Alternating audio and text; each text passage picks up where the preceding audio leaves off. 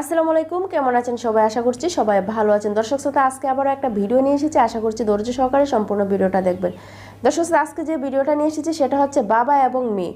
দর্শক শ্রোতা, একজন বাবা তার মেয়ের সাথে কিভাবে এগুলো করতে পারে, আসলে ভাবতে গেলেও অবাক লাগে যে আমাদের দুনিয়াটা কোথায় গেছে। বাবার কাছে যদি মেয়ে নিরাপদ না থাকে তাহলে মেয়েটা নিরাপদ কোথায় থাকবে?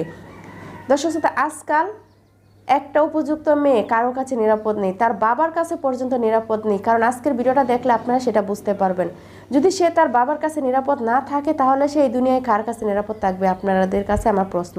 তো দর্শক শ্রোতা, এই মেয়েটা তার মা উপযুক্ত একটা মেয়ে বাসায় রেখে তারপর কোথায় এক জায়গায় বেড়াতে গিয়েছিল, কিন্তু সেখানে যাওয়ার পরে এই বাবা কি করেছে, খালি বাসা পেয়ে তার মেয়েকে রাতে ঘুমের ওষুধ খাইয়ে তারপর তাকে রাতভর দর্শন করেছে। তো দর্শক শ্রোতা, হয়তো ভিডিওটা আমার কথাগুলো শুনে আপনাদের কাছে অবিশ্বাস্য লাগবে, তো আমি বেশি কথা বলবো না, আমি নিয়ে যাব সেই ভিডিওতে। তো ভিডিওটা সম্পূর্ণ কন্টিনিউ করবেন এবং তারপর বলবেন যে আসলে কি বাবা এই কাজটা করেছে নাকি করেনি।